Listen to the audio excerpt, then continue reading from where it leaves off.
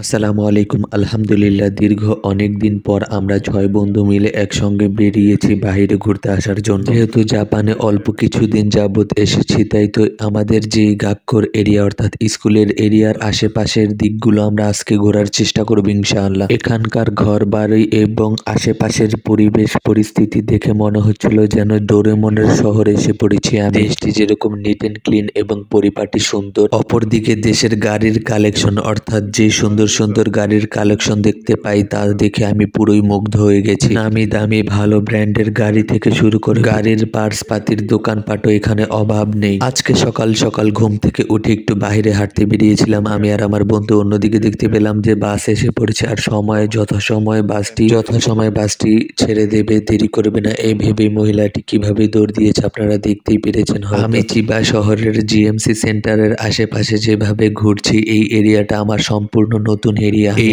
এলাকার এরিয়ার মধ্য দিয়ে যখন হাঁটছিলাম তখন মনে হচ্ছিল যেন ডোরেমনের বাড়ির আশেপাশ দিয়ে আমি হাঁটছি। আর এই সাদা গাড়িটা মনে হচ্ছিল যে সুনিয়র বাড়ির গাড়ি। যাই হোক, একটু দুষ্টুমি করলাম। এখন আমি আর আমার বন্ধু প্রায় জিএমসি সেন্টারের আশেপাশে চলে এসেছি এবং এটাই হচ্ছে আমাদের জিএমসি সেন্টার, যেখান থেকে আমি ট্রেনিং নিয়েছি। আজকে যেহেতু সাপ্তাহিক ছুটির দিন, তাই তো বন্ধু বান্ধব সবাই রান্না করা নিয়ে ব্যস্ত। আর এইদিকে আমার মঙ্গোলিয়ান বন্ধু বান্ধব, মাশাআল্লাহ, তারাও খুব চমৎকার ভাবে রান্না বাড়া করা নিয়ে খুবই ব্যস্ত। যদিও বা তারা ভিন্ন ধর্মের, কিন্তু তাদের মন মানসিকতা খুবই ভালো। ইতিপূর্বে রিসেন্টলি আমি একটা ভিডিও আপলোড করেছি, সেখানে আমি শেয়ার করেছিলাম আল আমানা থেকে কিভাবে আমরা হালাল ফুড, খাবার দাবার এবং বিভিন্ন পণ্য সামগ্রী আমাদের যথাসময়ে বুঝিয়ে দিয়ে গেল আল আমানার এই ভাই। চিবা শহরের ইয়োৎসো কাইদোতে তার দোকান, তার মন মানসিকতা এবং ভালো ব্যবহারের কারণে আমরা কয়েকবার তার কাছে বন্ধুরা মিলে পণ্যগুলো ক্রয় করেছিলাম। যাই হোক, ইতিমধ্যে আমরা আমাদের রুমের মধ্যে এসে দেখতে পেলাম যে আমাদের পণ্য সামগ্রী যেগুলো আমরা অর্ডার করেছিলাম সেগুলো সব ঠিকঠাক আছে কিনা। অন্যদিকে আমার বন্ধুরা দেখি টঙের উপরে উঠে বসে আছে এবং হিসাব কিতাবগুলো সঠিকভাবে ঠিকঠাক আছে কিনা তা আমার বন্ধুরা দেখে নিল। যাই হোক, সকাল যেই স্থানটায় আমরা ঘুরতে গিয়েছিলাম তার পুরা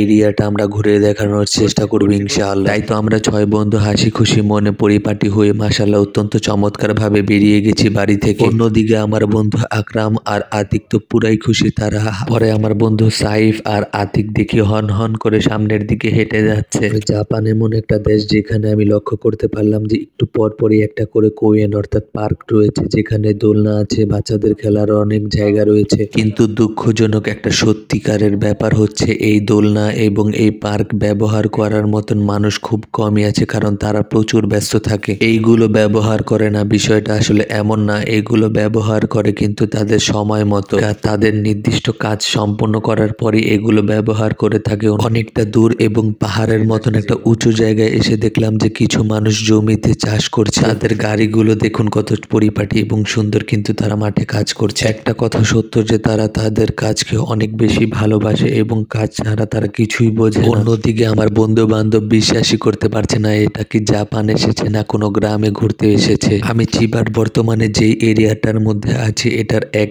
সাইড হচ্ছে গ্রামীণ একটা পরিবেশ, আরেক সাইড হচ্ছে ইয়োৎসো কাইদো। যেহেতু রাইট নাও গ্রামীণ সাইডে ঘুরতে এসেছি আর এরকম ক্ষেতের মধ্যে হচ্ছে বড় বড় চাল কুমড়া দেখে আমার বন্ধু বলে উঠেছে যে নানার খেতে আইছি হয় বেটা, মোর নানার খেত বেটা, আয় এক চাল কুমড়া খায়া যা।